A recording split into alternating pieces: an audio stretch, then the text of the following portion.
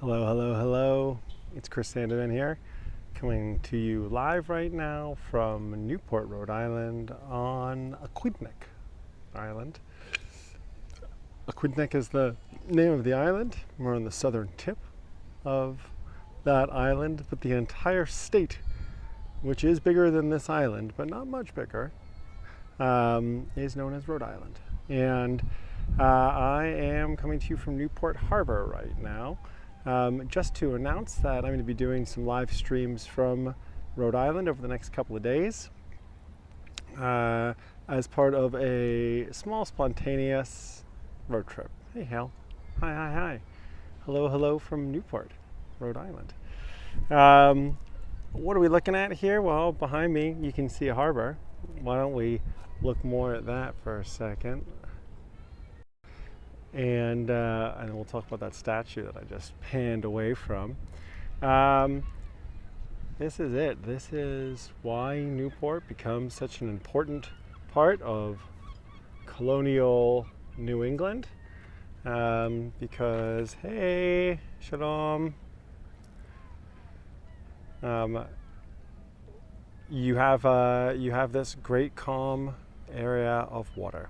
So Newport becomes a great location for you to be able to take smaller vessels, bring them to Newport in this calm marina, and be able to offload and then onload big sailing vessels that are going to head across the Atlantic, and allow Newport to be one of the kind of the points of the, unfortunately, some of the slave trade and slave triangle.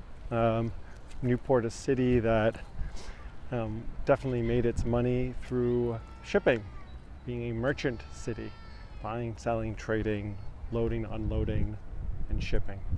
And that would mean, of course, trading in human beings, but as well as the goods that slavery was producing. Kind of like, shipping puts Newport on the map. But also, hey Nikki, good to see you. Just a quick hello from Newport, because we're going to be doing 2 more tours of Newport in the next 2 days. I'll be going live both on Saturday and Sunday at 10 a.m. So 10 a.m., 11, 12, 1, 2, 3 p.m. In the UK, 4 p.m. continental Europe. A little early on the West Coast, 7 a.m. Sorry, West Coasters. And tomorrow, Saturday, we're going to do colonial period of Newport's history, kind of looking at the 1700s for the most part. And then on Sunday, we're going to be doing the infamous cliff walk along the mansions of the 18 and 1900s.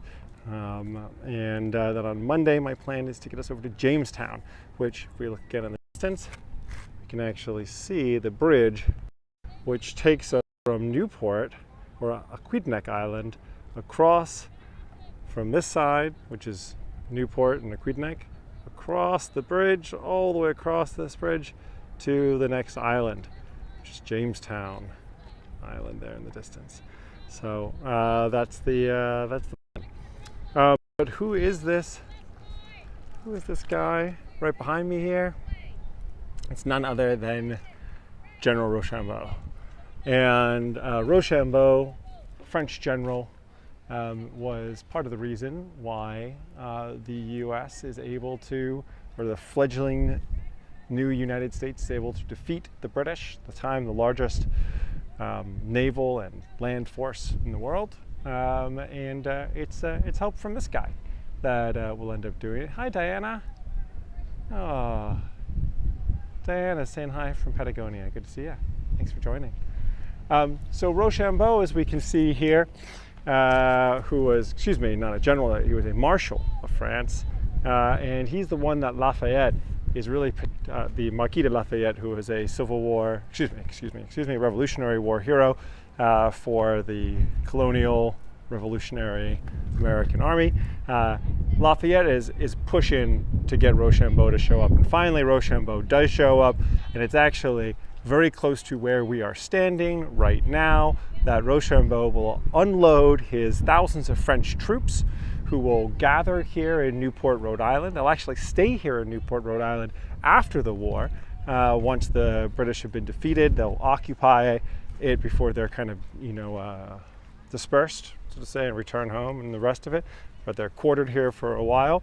And this monument here signifies those Frenchmen who lost their lives during that campaign, and ultimately the siege and capture of Yorktown. Hi, Diana. And yes, here it is, the plaque signifying where the 6,000 men would be first let off their ships from France and set foot on American soil in 1780. They'd go on and march down to Yorktown, Virginia, where they would besiege the British, and along with Alexander Hamilton and Henry Knox and of course George Washington, Marshal Rochambeau would force the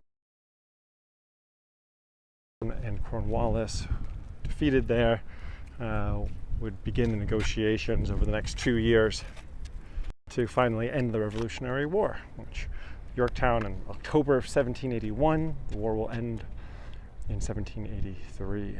And as you guys know from previous tours, the U.S. will begin celebrating that November, its first evacuation day, in November of 1783, celebrating the day the final British person left the final British soldier left the colonies. Anyhow, more to come, guys, over the next 2 days. And hopefully I'll see you on Saturday and Sunday.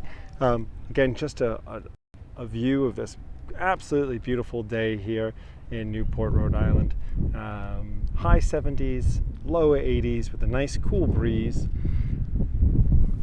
A little spattering of rain earlier on, but blue skies for the most part, and fair weather here at least. Even though I know we're looking at another heat wave across much of the U.S., it's hard not to say that today in Newport at least is absolutely a gorgeous day. See some paddle boarders out and about taking it in as well. Man swimming with his dog. Paddle boarder chilling out. It's a great scene, relaxed.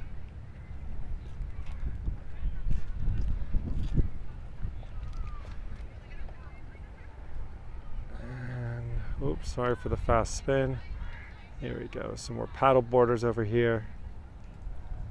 Just a great day here in Rhode Island. So, all right, it's just a quick announcement, guys, to say that I've been doing my research. I spent most of this morning walking around and pounding the streets of Newport to put together a great tour for us, which I'm going to keep on doing now. And we'll see each other hopefully tomorrow. If I don't see you live, then I will see you as playback. Always great.